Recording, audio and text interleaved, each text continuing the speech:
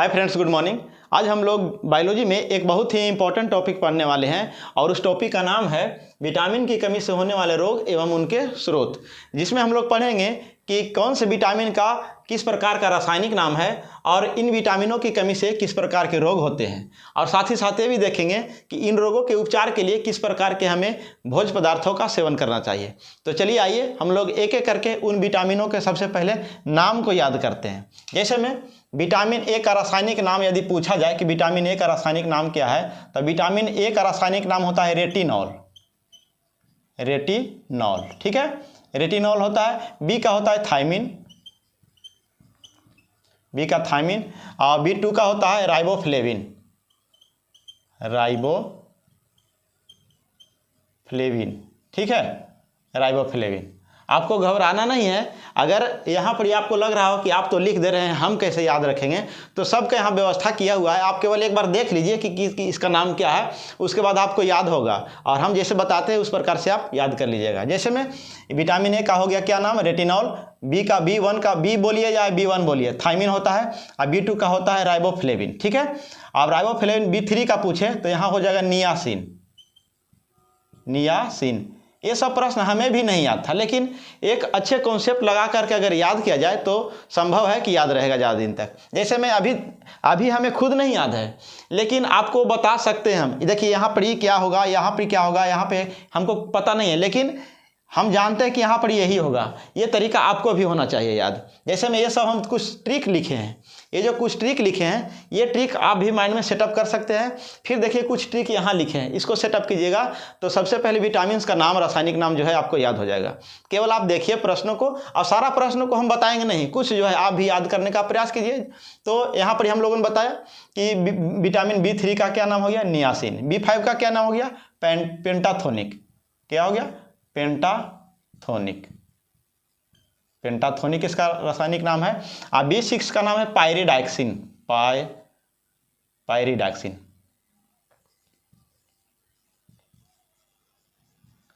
ठीक है, इसका हो गया क्या नाम, पायरिडॉक्सिन। और B7 का नाम हो गया बायोटिन, बायोटिन। आप घबराइए नहीं, केवल एक बार नाम देखिए, उसके बाद आपको खुद याद हो जाएगा कि बायोटिन किसका है, पेंटाथोनिक किसका है, और B1 का नाम क्या है, तो थायमिन क्यों है, कैसे है, सब याद हो जाएगा। बायोटिन हो गया। B11 का, तो B11 का नाम है फॉलिक अम्ल, फॉलिक अम्ल। सिर्फ आपको ये याद करने की आवश्यकता है, इसको फॉलिक अम्ल को थोड़ा सा मैंने यहाँ सेटअप कीजिएगा। ये फॉलिक अम्ल जो है ये आपको याद करने की आवश्यकता है, बाकी जो है ट्रिक के माध्यम से सेट हो जाएगा। और उसको 2-4 बार आप पढ़िए, ट्रिक को भुला दीजिए, बाकी आपका माइंड में ऐसे ही सेट हो जाएगा। हमें याद है, आपको हम समझाने के लिए ऐसा बोल रहे थे कि हमें याद नहीं है, ठीक है। तो एक बार ट्रिक से याद कर लीजिए, उसके बाद ट्रिक को भगा दीजिए माइंड से, फिर डायरेक्ट याद रह जाएगा। B1 का क्या नाम है, थायमिन है ना, B2 का क्या नाम है, B3 का क्या नाम है, सब आपको क्लियर हो जाएगा। तो फॉलिक अम्ल किसका नाम है, B11 का। सिर्फ B11 आपको माइंड में रखना है, हमारे द्वारा जो बताया जा रहा है अभी जो है सिर्फ B11 को याद रखिए, बाकी सब आपको पहले से ही याद है। तो फॉलिक अम्ल B11 का नाम है, और B2 का नाम है साइनोकोबालामिन, साइनोकोबालामिन, ठीक है, साइनोकोबालामिन। अब देखिए याद करने का तरीका क्या होना चाहिए, जो सबसे पहले कि नाम कम से कम याद रहना चाहिए कि रेटिनॉल नाम का एक विटामिन का नाम है रेटिनॉल, थायमिन होता है, साइनोकोबालामिन होता है, फॉलिक अम्ल होता है। ये अगर याद नहीं है कि साइनोकोबालामिन किसका है, बायोटिन किसका नाम है, ये अलग बात है, लेकिन कम से कम ये पता होना चाहिए कि सोनू नाम होता है, मोनू नाम होता है, राहुल नाम होता है, गौतम नाम होता है, संजय नाम होता है। तो कम से कम नाम याद होना चाहिए। किसका नाम क्या है वो पता नहीं है तो वो हम याद करवा देंगे, ठीक है। तो यही याद रखना है कि retinol, thiamine, cyanocobalamin, niacin, pantothenic, pyridoxine, biotin, folic अम्ल, साइनोकोबालामिन, ये सब नाम है विटामिन का, लेकिन किसका नाम क्या है ये पता नहीं है। तो वही तो हमको याद करना है कि किसका नाम क्या होना चाहिए। तो यहाँ पर B12 हम लोग जाने कि साइनोकोबालामिन हो गया। विटामिन C का आप जानते हैं कि एस्कर्बिक अम्ल है, एस्कर्बिक। अगर नहीं जानते हैं तो हम याद करवाएंगे, एस्कर्बिक अम्ल। D का नाम है कैल्सीफेरॉल, कैल्सीफेरॉल, ठीक है। और ई का नाम है टेकोफेरॉल, टेकोफेरॉल। टेकोफेरॉल। और अगर के पूछा जाए तो फिलोक्विनोन हो जाएगा, फिलोक्विनोन।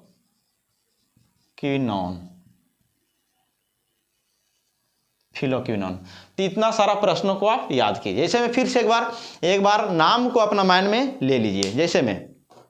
जैसे रेटिनॉल होता है, थायमिन होता है, राइबोफ्लेविन होता है, नियासिन होता है, पेंटाथोनिक होता है, पायरिडैक्सिन, बायोटीन, फोलिक अम्ल, साइनोकोबालामिन, एस्कॉर्बिक अम्ल, कैल्सीफेरॉल, टेकोफेरॉल, फिलोक्विनोन। नाम याद रहेगा तो फिर किसका क्या नाम है वो याद हो जाएगा।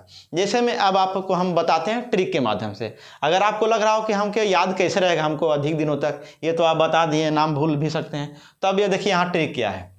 यहाँ देखिए एक ट्रिक है यहाँ पे, किसको याद करने का, B1, B2, B3, B5, B6, B7 और B12 को। इसीलिए हम बोल रहे थे कि सिर्फ आपको B11 याद करना है। ट्रिक के माध्यम से इतना सेट हो गया, B1, B2, B3, B5, B6, B7 और B12। 11 को याद कीजिए आप, फॉलिक अम्ल होता है, बाकी सब याद हो गया। जैसे में एक ट्रिक है, यहाँ क्या बोल रहा है जो देखिएगा, ये ट्रिक क्या बोलता है। ये ट्रिक बोलता है थोड़ा न्यू पॉइंट पर बसा, थोड़ा न्यू पॉइंट पर बसा, थोड़ा न्यू पॉइंट पर बसा। एक थोड़ा है, छोरा बोलते हैं हम लोग, छोरा मतलब लड़का को बोला जाता है, तो वहाँ पर हम लोग छोरा ना बोल करके थोड़ा बोलेंगे, थोड़ा। तो थोड़ा बोलते हैं ना कि थोड़ा सा हमको, थोड़ा सा चावल दीजिए, थोड़ा सा रोटी दीजिए, इस तरह से हम लोग बोलते हैं थोड़ा। तो यहाँ बोलिएगा थोड़ा न्यू पॉइंट पर बसा, थोड़ा न्यू पॉइंट पर बसा। तो थो से हो गया, था से याद रखिएगा, था से कुछ होता है, कोई ऐसा विटामिन है जिसको था से नाम है, तो था से तो इतना सारा में से किसी का नाम नहीं है, लेकिन ये वो का नाम है। तो जिसका नाम था से स्टार्ट हो जाएगा तो वह B1 से कहलाएगा। तो B1 से आपको, B1 से लेकर के जो है B12 तक के ट्रिक हम बता रहे हैं। मेरा बातों को गौर से याद रखिएगा। बहुत सारे ऐसे ट्रिक और भी यूट्यूब पर दिए हुए हैं जो याद कीजिएगा, फिर 4 दिन बाद भूल जाएगा। लेकिन यहाँ विटामिन को याद करने के साथ साथ ये भी पढ़ना है कि कौन सा बीमारी किसके जो है सेवन से ठीक होगा। तो साथ ही साथ पढ़ना थोड़ा सा टफ है, इसलिए इसको बता रहे हैं। जैसे B1 से लेके B12 तक के हम ट्रिक बनाए हैं। एक ट्रिक क्या है, थोड़ा न्यू पॉइंट पर बसा। तो थो से हो गया, थो से हम ये इसीलिए बोल रहे थे कि याद होना चाहिए कि नाम भी ऐसा नाम है, राहुल, गौतम, संजय टाइप से कुछ नाम होता है। तो यहाँ पर थायमिन, बायोटीन, पायरिडैक्सिन, एस्कॉर्बिक अम्ल, इस प्रकार के नाम है। तो एस्कॉर्बिक अम्ल किसका है तो पता नहीं है, एस्कॉर्बिक अम्ल अगर पूछ दिया जाए किसका है तो पता नहीं है। तो इसीलिए एक ट्रिक बनाया है। थो तो था से कोई नाम है, थायमिन, तो हम बताए थे B1 से लेकर के B12 तक। तो यहाँ देखिए सेट है, थो B1 के नाम है, B1 का नाम स्टार्ट होगा, रा से B2 का नाम होगा, न्यू से B3 का नाम होगा, प से B5 का नाम होगा, पर से B6 का नाम होगा, ब से B7 का, और एक 11 यहाँ पे गैपिंग है। B11 का ट्रिक नहीं सेट किया यहाँ पे, इसीलिए B11 को छोड़ करके डायरेक्ट B12 के पास आ गए। तो इसीलिए बोल रहे थे कि B11 सिर्फ याद कर लेना है, इसका नाम क्या है, फॉलिक अम्ल। और पर ब और सा से याद हो गया साइनोकोबालामिन। अब आप ही बताइए कि पूछे कि सा से किसका नाम है, तो किसी का नाम स्टार्ट हो रहा है, सा से जिसका नाम स्टार्ट होगा आप सीरियल नंबर से सेट कर लिया कि सा गया 12वां नंबर पे, B12 के पास गया, तो सा से जिसका नाम होगा वो B12 का नाम है। जैसे में पूछ दिया जाए कि हम जानते हैं कि थोड़ा न्यू पॉइंट पर बसा एक ट्रिक है, सिर्फ 11 को छोड़ करके, 11 के जाने की जगह हम 12 चले जाएंगे। तो थोड़ा न्यू पॉइंट पर बसा, B1, B2, B3, B4 नहीं है, B5 है, B6 है, B7 है, B8 तो नहीं है ना, B7 के बाद तुरंत आ जाए B11, B12। तो थोड़ा न्यू पॉइंट पर बसा। पूछेंगे कि बताओ कि B12 का रासायनिक नाम क्या है, तो हम ट्रिक से याद करें, थोड़ा न्यू पॉइंट पर बसा। तो सा में आया तो 11 तो नहीं है, 11 कूदा जाने के लिए बोले थे, आगे बढ़ जाने, तो सा हो गया 12th में। इसका मतलब यह हुआ कि सा से जिस विटामिन का रासायनिक नाम होगा वही 12th वाला कहलाएगा। ठीक है, तो इस प्रकार के हम याद कर सकते हैं। तो आप जान चुके होंगे कि यहाँ पर हम क्या बताना चाहते हैं। थो से हो गया थायमिन, B1 का नाम है क्या, थायमिन। रा से हो गया राइबोफ्लेविन, B2 का नाम है। न्यू से हो गया, नी से याद रखिएगा, थोड़ा सा ट्रिक में ये सब थोड़ा बहुत माइनर मिस्टेक चलता है। न्यू तब B3 का क्या हो गया, नियासिन। अब पेंट, पै से हो गया पेंटाथोनिक। अब B5 के बाद B6 है तो पर से हो गया पायरिडॉक्सिन। B6 के बाद B7 होता है तो ब से हो गया बायोटीन। आप बताए थे 6, 7, 8, 9, 10 ये सब विटामिन नहीं होता है तो B11 डायरेक्ट का बजाइए। तो यहाँ B11 है तो B11 का तो हम लोग स्किप कर दिए थे, अब 12 पर पहुँच जाइए। तो 7 से क्या होता है, साइनोकोबालामिन, तो B12 का नाम साइनोकोबालामिन। तो अब सिर्फ, तो इसका मतलब यह हुआ कि सिर्फ हमको B11 याद करना होगा। चलिए आप इस प्रकार से सोचिए, जिस प्रकार से हम बताना चाह रहे हैं आप समझ गए होंगे कि क्या बोलना चाहते हैं। तो हो गया फिर से एक बार कि विटामिन ए का नाम, रासायनिक नाम क्या है, रेटिनॉल। विटामिन B1 का नाम थायमिन, B2 का नाम राइबोफ्लेविन, B3 का नाम नियासिन, अब B5 का पेंटोथोनिक, B6 पायरिडॉक्सिन, B7 बायोटीन, अब B11 फॉलिक अम्ल, B12 साइनोकोबालामिन, अब विटामिन सी का नाम एस्कर्बिक अम्ल, डी का नाम कैल्सीफेरॉल, और ई का नाम टेकोफेरॉल, अब विटामिन के का नाम फिलोक्विनोन है। तो यहाँ तक कि बी वाला जितना भी विटामिन बी है तो उसका ट्रिक आप समझ गए होंगे। अब हम लोग चलते हैं कहाँ पे, विटामिन ए बचा हुआ है, vitamin C, vitamin D, vitamin E और विटामिन के बारे में जानते हैं। तो चलिए इसको भी हम बता ही देते हैं। तो यहाँ जाइए, यहाँ देखिएगा कि यहाँ लिखे हैं रथ एक टॉफी, रथ एक टॉफी। जो रथ है वह एक टॉफी जैसा लग रहा है। जैसे में ये मान लेते हैं एक रथ है, चलिए थोड़ा सा रथ बनाते हैं। जैसे में एक रथ है, इसको घोड़ा खींच रहा है और इसके ऊपर इस तरह से लगा हुआ है, तो रथ एक कैसा लग रहा है, ये जो रथ है एक टॉफी जैसा लग रहा है। तरीका समझिएगा, हम बताना क्या चाहते हैं। रथ एक टॉफी जो बोल रहा है ये ट्रिक है, ये ट्रिक को थोड़ा सा माइंड में रखना होगा। ये रथ एक टॉफी, और अगर स्टार्टिंग कोई विद्यार्थी है कंपटीशन में तो थोड़ा सा ट्रिक कुछ दिनों तक याद रखिए। बाकी एग्जाम में ट्रिक काम नहीं करता है, लेकिन हमें याद करने के लिए माध्यम बनाना बहुत ज़रूरी है, क्योंकि ट्रिक के माध्यम से हमें याद हो जाएगा। बाकी ट्रिक याद रहे या ना रहे उससे हमको कोई लेना देना नहीं है, क्योंकि ये सब विविध टाइप के जो वन लाइनर प्रश्न है इसी प्रकार से पढ़े जाते हैं। तो यहाँ देखिए, अब हम लोग किसको किसको याद कर रहे हैं, विटामिन ए हम लोग याद करेंगे किसको किसको, देखिए गौर से यहाँ पे हम लोग याद करेंगे विटामिन ए, बी तो सारा हम लोग याद कर लिए हैं, बी तो सी, डी, ई और के। ये जो है 4 तरह के जो विटामिन है, 5 तरह के, 1, 2, 3, 4, 5 तरह के, बस यही छूटा हुआ है तो इसको हम लोग याद करेंगे। मान लेते हैं भूल गए, विटामिन सी किसका नाम है, विटामिन सी का रासायनिक नाम क्या है जी, तो पता नहीं है। बताइए डी का रासायनिक नाम क्या है, पता नहीं है। तो ये कैसे याद रहेगा, याद रहेगा पहले ट्रिक से हम याद कर लेंगे, उसके बाद ट्रिक को भुला जाएंगे, फिर ऐसे ही याद हो जाएगा। जैसे विटामिन डी का नाम है कैल्सीफेरॉल, अब विटामिन ई का नाम है टेकोफेरॉल, विटामिन के का नाम है फिलोक्विनोन। तो ये कैसे याद हुआ, हम भी कुछ दिन पहले ट्रिक से ही याद किए थे, लेकिन बाद में जो है यह जो है कंठस्थ हो गया, तो हम ट्रिक याद रहे या ना रहे कोई फर्क नहीं पड़ता है। ठीक है, तो यहाँ देखिए हम लोग ए सी डी ई के याद करने का ट्रिक है, 1, 2, 3, 4, 5, 6। अच्छा, यहाँ पर थोड़ा सा बी को भी घुसाया गया है, बी को इसलिए घुसाया गया ताकि ट्रिक थोड़ा सटीक बने। ठीक है, ऐसा नहीं है, बी तो वही नाम यही रहेगा, लेकिन इसमें भी बी को हम याद कर लेंगे, दोबारा याद कर लेंगे। तो देखिए र से हो गया क्या, रेटिनॉल, रेटिनॉल। ठीक है, थ से हो गया क्या, थायमिन, थायमिन। और ए से क्या हो गया, ए से रथ, ए से क्या हो गया, एस्कर्बिक अम्ल, एस्कर्बिक अम्ल। ठीक है, अब क से क्या हो गया, कल से हो गया कैल्सीफेरॉल। देखिए कैल्सीफेरॉल इस प्रकार से लिखना है,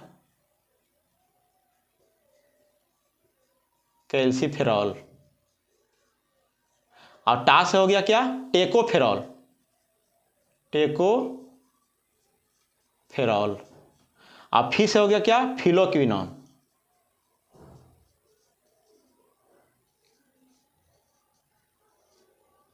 फिलोक्विनोन। तो इस प्रकार से आप प्रश्न याद कर सकते हैं। तो फिर से एक बार बताते हैं, रथ एक टॉफी, र से रेटिनॉल, जो हम बताना चाहते थे यह देखिए कहाँ बता रहे थे, र देखिए वहाँ पर गौर से, रथ एक टॉफी, र से यहाँ से हम ट्रिक बना सकते हैं, रथ एकटॉफी। देखिए तो यहाँ से हम फिर से बनाते हैं, समझिएगा, रथ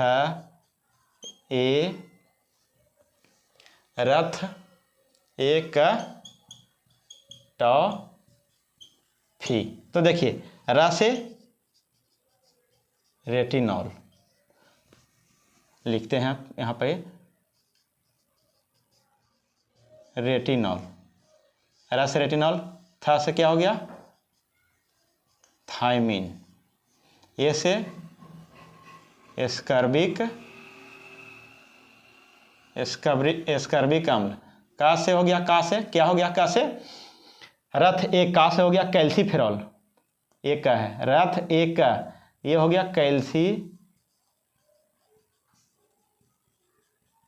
कैल्सीफेरॉल, और ट से हो गया क्या, टेकोफेरॉल, और फी से हो गया क्या, फिलोक्विनोन। तो आप जानते हैं रथ एक टॉफी, ये हो गया र, और ये हो गया थ, रथ, और यहाँ ए रथ ए का टॉफी। इतना अच्छा से बताने के बाद अगर आप नहीं पढ़ते हैं तो ये आपकी गलती है, क्योंकि हम सिर्फ एक प्रश्न को याद कराने में इतना देर लगा रहे हैं कि विटामिन ए से लेकर के विटामिन B12 तक के, और साथ ही साथ A B C D E के विटामिन आपको याद हो जाए, इसलिए दो तरह के हम यहाँ ट्रिक बताए हैं, तो दोनों याद कर लीजिए, ठीक है। अब हम लोग बढ़ते हैं कि कौन सा बीमारी किस विटामिन की कमी से होता है। जैसे में यहाँ पर अगर देखा जाए, यहाँ अगर देखते हैं कि विटामिन ए के कमी से क्या होता है, रतौंधी होता है, रतौंधी। और एक बीमारी जीरोप्थैलेमिया, ठीक है, जीरोप्थैलेमिया नामक एक बीमारी होता है, तो नाम भी टेढ़ा मेढ़ा है। और इसमें क्या होता है, सबसे इंपॉर्टेंट क्या है बीमारी जो याद कीजिए, विटामिन ए की कमी से बार बार एग्जाम में प्रश्न पूछे जाते हैं, तो एक ये पूछ सकता है रतौंधी, और एक होता है संक्रमण का खतरा। संक्रमण का खतरा मतलब शरीर में संक्रमण बढ़ सकता है ना, बाहरी मतलब जो रोग है जो आघात कर सकता है। तो विटामिन ए की कमी से रतौंधी और संक्रमण का हमेशा क्या बना रहता है, खतरा बना रहता है शरीर में, मतलब और भी किसी प्रकार की बीमारी हमारे शरीर में अटैक कर सकता है अगर विटामिन ए का कमी हो गया तो इसको दूर करने के लिए हम क्या करेंगे, तो जानते हैं कि दूध, अंडा, पनीर, हरी साग सब्जियाँ इत्यादि, मछली, से जो है एनर्जेटिक जो है बहुत पदार्थ हैं। तो यहाँ पर हम कैसे याद करेंगे, खाने वाला इतना सारा हम याद करेंगे कि क्या क्या बीमारी में क्या खाना चाहिए। ऐसे तो फिर डॉक्टर के जैसा बात हो गया कि हमको अगर बीमारी हो गया, यहाँ B12 की कमी से होता है साइनोकोबाला, इसका रासायनिक नाम है B12 का रासायनिक नाम है साइनोकोबालामिन। आप पूछ दिया कि B12 के कमी से कौन सा बीमारी होगा, तो ये बीमारी मान लेते हैं, हम याद कर लेंगे। बीमारी एक होता है एनीमिया, पांडु रोग बार बार पूछा है, मान लेते हैं ये सब पांडु रोग याद है। तो हमको ये बार बार थोड़ा याद करना है कि मांस कलेजी इसमें खाएंगे या फिर नींबू संतरा इत्यादि खाएंगे, नहीं।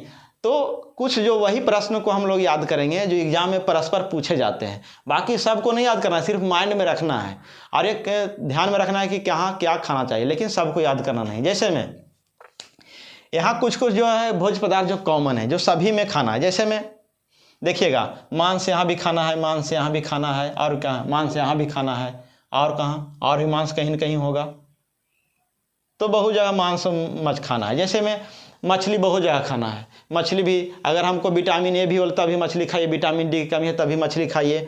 और देखिए, तो इस तरह से जो कुछ प्रश्न है आपको याद नहीं करना है, सिर्फ माइंड में रखना है। इंपॉर्टेंट देखिए कौन कौन है, हम उसी को सिर्फ बता देते हैं, बाकी आप याद कर लीजिएगा, ठीक है। तो यहाँ याद करना लेकिन जरूरी है। विटामिन ए की कमी से रतौंधी, ये तो इम्पॉर्टेंट है। और विटामिन B1 के कमी से होगा बेरी, ये भी आपको पहले से याद होगा, रतौंधी। अब B1 से बेरी, ठीक है। अब देखिए विटामिन B2 से क्या होता है, B2 से होता है त्वचा का फटना। जैसे त्वचा जो फटता है, आँखों का लाल होना, जीभ का फटना। जैसे कभी कभी देखते हुए किसी व्यक्ति का जीभ जो है बीच में रेखा जैसा रहता है, जीभ के बीच में रेखा जैसा फटा जैसा रहता है, वो भी एक तरह की बीमारी है। तो वह बीमारी जो होता है B2 के कमी से। B2 से कैसे याद रखेंगे, जीभ जो है फटना मतलब जीभ फटा फटा रहता है, फट जाता है तो जीभ एगो है, अब ये मान लेते हैं कि जीभ है, ठीक है, ये जीभ है, अब फट जाएगा तो कैगो हो जाएगा, 2 गो हो जाएगा, ये जो है ना, तो जीभ को 2 भागों में हो जाना, तो B2, तो जीभ हो गया, ये जीभ एक था फट गया तो कै भाग हो गया, 2 भाग। तो इस तरह से याद रखना है, जीभ फटता है विटामिन किसके कारण से, विटामिन 2 के कारण। आँख लाल हो जाता है किसके कारण से, विटामिन B2 के कारण से। और त्वचा का फटना, त्वचा फटना का मतलब क्या हो गया, जैसे में ये त्वचा है और त्वचा देखते हो कभी कभी जो है त्वचा फटता है खुद से, बहुत सारे व्यक्ति का ऐसा देखे हैं कि त्वचा थोड़ा पतला होता है, फटा फटा जैसा लगता है, वह किसके कारण से होता है, विटामिन B2 कारण से। अब विटामिन B2 का नाम राइबोफ्लेविन है, ये आपको हम पहले ही बता चुके हैं ट्रिक के माध्यम से। विटामिन 2 हम बताए थे, थोड़ा न्यू पॉइंट पर बसा, थो से B1, रा से राइबोफ्लेविन, न्यू से नियासिन, ये याद रखिए, सिर्फ नाम के ऐसा होता है, अब बाकी ट्रिक तो याद रहेगा, ठीक है। अब B3 का मिस क्या होगा, पेलाग्रा, ये इंपॉर्टेंट है, बहुत सारे एग्जाम में पूछा गया, जो बोले सिर्फ इसको आप लोग याद करिएगा। त्वचा दाद जो होता है, एक ये प्रश्न पूछा है 4D सिंड्रोम, ये याद रखिएगा, 4D सिंड्रोम जो होता है, जो इंपॉर्टेंट है हम सिर्फ उसी को बताएंगे, बाकी आपको याद करना है, 2-3 बार 4 बार रिवीजन कीजिए, ठीक है, क्योंकि अभी उतना बता नहीं सकते हैं। जैसे B3 का रासायनिक नाम नियासिन होता है, इससे बीमारी होता है पेलाग्रा, ये इंपॉर्टेंट है, एग्जाम में बहुत एग्जाम पूछा। और एक लेटेस्ट जो प्रश्न पूछ रहा है विटामिन से, 4D सिंड्रोम जो है किस विटामिन के कमी से होता है, तो B3 के कारण जो होता है 4D सिंड्रोम। B2 के कारण क्या हुआ, त्वचा फटता था और जीभ फटता था, है ना, त्वचा फटना, जीभ फटना, सब फटे वाला काम जो होता है 2 भाग में, जो फट जब भी फटता है तो 2 भाग में होता है, तो फटने वाला काम 2, विटामिन B2। अब B3 में 4D सिंड्रोम, और फिर क्या हो गया, एक पेलाग्रा, है ना। बाल सफ़ेद होता है, आप ये तो इंपॉर्टेंट, या तो याद कर लीजिएगा कि बाल सफ़ेद होता है किस कारण से, B5 के कारण से, बाल सफ़ेद हो गया, है ना, तो बाल सफ़ेद हो गया किस कारण से, B5, मतलब 5 में अगर 0 लगा दे, ऐसे याद करने का एक तरीका है थोड़ा सा, जैसे B5 के कारण से क्या होता है, बाल फटता है। अब 5 में अगर हम ऐसे लगा देंगे 0 तो हो जाएगा 50 साल के हो जाएंगे तो बाल पकेगा। अब बुद्धि जो अभी जो हम लोग युवावस्था में या बाल्यावस्था में जो विवेक काम करता है, जो दिमाग काम करता है, उतना बुजुर्ग होने पर दिमाग काम नहीं करेगा, बाल भी पक जाएगा और दिमाग भी काम करना बंद है, मंद बुद्धि हो जाएंगे। तो B5 के कारण क्या हो गया, B5 के बाल सफ़ेद और मंद बुद्धि हो गए। तो इस तरह से याद कर सकते हैं कि B5 में 0 लगा देंगे तो हो जाएगा 50 साल होने के बाद बाल पक जाएगा, मंदबुद्धि हो जाएंगे। तो अगर पूछा जाए कि बाल सफ़ेद होना और फिर मंदबुद्धि होना किस विटामिन की कमी से होता है, तो B2, B5 इस तरह से, तो B5 के कारण। अब याद रखिएगा, कुछ दिन तक ये सब ट्रिक काम करेगा, बाकी भूल भी जाइए, याद होने के बाद तो कोई दिक्कत नहीं है, लेकिन अभी याद करने के लिए ट्रिक आवश्यक है, इसलिए हम ट्रिक के माध्यम से भी कुछ बता रहे हैं। तो मंदबुद्धि होना, ठीक है। अब देखिए पायरिडॉक्सिन B6 है, तो B6 की कमी से कारण क्या होता है, एनीमिया रोग होता है और त्वचा रोग होता है, एनीमिया और त्वचा, ठीक है। एनीमिया रोग में क्या होता है, रक्त का कमी आ जाता है ना। त्वचा रोग मतलब त्वचा में बहुत सारे अलग अलग प्रकार के मतलब बीमारी आने लगते हैं, त्वचा रोग। यहाँ पर इम्पॉर्टेंट है एनीमिया रोग। तो यहाँ B6 का उतना पूछा नहीं गया, तो B6 पर याद कीजिएगा, लेकिन थोड़ा सा माइंड में रखिए। B7 बायोटिन जिसका नाम है, B7 के कारण क्या होता है, देखिए 7 जो है, 7 इसका टेढ़ा मेढ़ा इसका नमो है, देखिए 7 देखिए टेढ़ा है ना 7। तो यहाँ से B7 के कारण क्या होता है, लकवा जो मारता है B7 के कारण, कमी के कारण, आज शरीर में दर्द होता है, बालों का गिरना, सब गिरने लगे, लकवा मारेगा तो आदमी ही गिर जाएगा, बाल क्या चीज़ है, यहाँ से याद रखना है। इसे B7 जो है, B7, तो B7 क्या होता है, B7 में लकवा मार देता है और बाल गिरता है लोगों का, मतलब टूटता है, गिरता है, झड़ता है। तो ये सब किसके कारण से होता है, B7 के कारण। पेचिस रोग भी कहाँ बता रहे थे, हाँ, बाल सफ़ेद होना, मंदबुद्धि, ठीक है, किसके कारण से, B5 के कारण से, और B6 के कारण से एनीमिया रोग, और B7 के कारण से लकवा, शरीर में दर्द और बालों का गिरना। जैसे लकवा मार देगा तो शरीर में दर्द देगा नहीं, इस तरह से याद करना है, मतलब बता रहे हैं कि लकवा हो गया और लकवा जब मार दिया तो शरीर में दर्द हो गया, बाल झड़ने लगा, किसके कारण, B7 कारण। B11 क्या है, B11 फॉलिक अम्ल जिसका नाम है, इसमें भी एनीमिया रोग होता है। अब एनीमिया रोग को हम भी इम्पोर्टेंस क्यों नहीं दिए, देखिए क्या है, क्योंकि एनीमिया और भी बहुत सारा मिलेगा। जैसे में हीमोग्लोबिन के कारण भी एनीमिया रोग होता है, तो बहुत सारा में जो कॉमन है वो एग्जाम में उतना पूछा नहीं जाता है, लेकिन माइंड में रखना है। जैसे में B11 कारण होता है एनीमिया रोग, पेचिस रोग भी याद करके चलना है। स्कर्विक इंपॉर्टेंट, देखिए यहाँ से ज़्यादा पूछा जाता है, उधर से इंपॉर्टेंट हम बता देते हैं क्या क्या है। सबसे पहले इंपॉर्टेंट यह है रतौंधी, फिर संक्रमण का खतरा, और फिर एक होता है पेलाग्रा रोग, ये भी इंपॉर्टेंट है। आयक सिंड्रोम, ये इंपॉर्टेंट हो गया इधर से। फिर एक प्रश्न क्या है, एक प्रश्न था यहाँ पे, लकवा वाला भी एक इंपॉर्टेंट है, लक वाला। तो 1 2 3 4 5 प्रश्न इधर से माइंड में जरूर याद रख लीजिएगा, बाकी याद रखिएगा। अब देखिए इधर से ज़्यादा प्रश्न पूछा जाता है। विटामिन सी जिसका स्कर्वी का नाम है, जैसे में आप जानते हैं स्कर्वी रोग, एक बीमारी का नाम है स्कर्वी रोग, वो हम लोग भी नहीं जानते, लेकिन जानते हैं कि एक बीमारी है स्कर्वी रोग। मसूड़े का फूलना, जैसे मसूड़ा फूल जाता है और दर्द देता है, कैसा देता है मसूड़ा, दर्द देता है। और इसके साथ साथ विटामिन सी के कमी के कारण क्या होता है, स्कर्वी रोग होता है, जिसमें मसूड़ा फूल जाता है और मसूड़ा दर्द देता है। साथ ही साथ मुंह से बदबू देना, पायरिया रोग जो होता है ना, पायरिया रोग, वह किस विटामिन के कारण, कमी के कारण होता है, विटामिन सी के कारण होता है। पायरिया रोग विटामिन सी के कारण होता है। उसी प्रकार से हम याद रखेंगे डी से क्या होता है, जिसका नाम है कैल्सीफेरॉल, ये होता है बीमारी जिसका नाम है कमी के कारण रिकेट्स बीमारी होता है, रिकेट्स। और रिकेट्स जो होता है बच्चों में होता है, बच्चा में रिकेट्स। जैसे में विटामिन डी के कारण जो है रिकेट्स हो जाता है। तो विटामिन डी, सबसे पहले विटामिन डी का सर्वोत्तम स्रोत है सूर्य का प्रकाश। तो सूर्य का प्रकाश जो है नहीं मिलने के कारण बच्चों को एक बीमारी हो जाता है जिसका नाम है क्या, रिकेट्स। और बच्चों में रिकेट्स, लेकिन जो वयस्क होते हैं, जो 18 साल के ऊपर होते हैं वयस्क, उनको एक बीमारी होता है जिसका नाम है ऑस्टियोमलेशिया। तो याद रखिएगा, बहुत लोग जानते हैं सिर्फ कि रिकेट्स बीमारी जो है सिर्फ बच्चों में होता है विटामिन डी के कारण, लेकिन वयस्क में भी होता है। इसका नाम है क्या, ऑस्टियोमलेशिया। आप जानते हैं कि ऑस्टियोलॉजी में हम हड्डियों का अध्ययन करते हैं, ऑस्टियोलॉजी में। तो जो वयस्क होते हैं उनको भी विटामिन डी की आवश्यकता है। अगर नहीं लेगा विटामिन डी तो देखिए ऑस्टियोमलेशिया रोग हो जाएगा। ऑस्टियो का मतलब हड्डी से संबंधित रोग है। तो ऑस्टियोमलेशिया रोग किसके कारण से होता है, वयस्क में, विटामिन डी के कारण। रिकेट्स बीमारी होता है किसके कारण से, विटामिन डी के कारण। और बताए हैं कि मुंह से बदबू देना, मसूड़ा फूल जाना, और पायरिया जैसे रोग विटामिन किस विटामिन कमी के कारण होता है, तो विटामिन सी के कमी के कारण होता है। विटामिन सी और डी हो गया।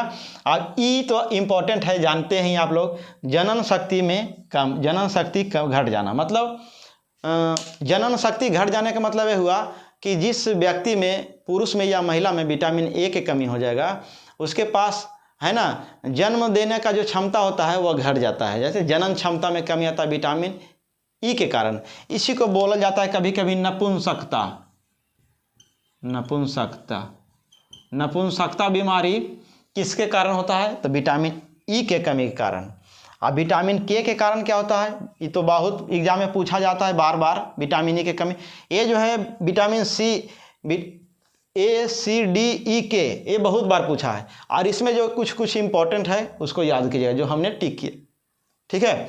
तो विटामिन के कारण क्या होता है, पहले से रक्त का थक्का नहीं बनता है। जैसे में रक्त का थक्का नहीं बनने का मतलब क्या बोल रहा है, जैसे में अगर हाथ कट जाता है, किसी एक्सीडेंटल केस में माथा फट गया, चाहे किसी प्रकार का कुछ हो गया, या फिर हाथ कट गया, रक्त का बहाव रहा है, तो क्या होता है ना कि रक्त को रुकना, जैसे में हम बैंडेज करते हैं, रोकने का प्रयास करते हैं ब्लड को, तो रुक जाता है। तो रुक गया है जिस व्यक्ति को, इसका मतलब यह है कि उसमें विटामिन के है। और जिस व्यक्ति को रक्त का बहाव लगातार होता ही रहता है, जल्दी जमता नहीं है बाहर आने के बाद, तो क्या होता है, इसका मतलब है कि उस व्यक्ति में विटामिन के का कमी है। तो यही बोलता है, रक्त का थक्का नहीं बनता है जिस व्यक्ति में, बाहर आने पर रक्त नहीं जमता है, तो इसका मतलब उसके पास विटामिन के का कमी है। और जब जम जाता है तो विटामिन के है। तो रक्त का थक्का जमना जरूरी है, बाहर आने के बाद, तभी तो रक्त रुकेगा। मान लीजिए माथा फट गया, हाथ कट गया, तो हम इस प्रकार जब लगाते हैं तो ब्लड रुक जाता है, तो इसका मतलब ठीक है विटामिन के है। और अगर नहीं रुक रहा है तो इसका मतलब विटामिन के नहीं है। तो रक्त का थक्का नहीं बनता है, इसको कहते हैं हीमोफीलिया रोग।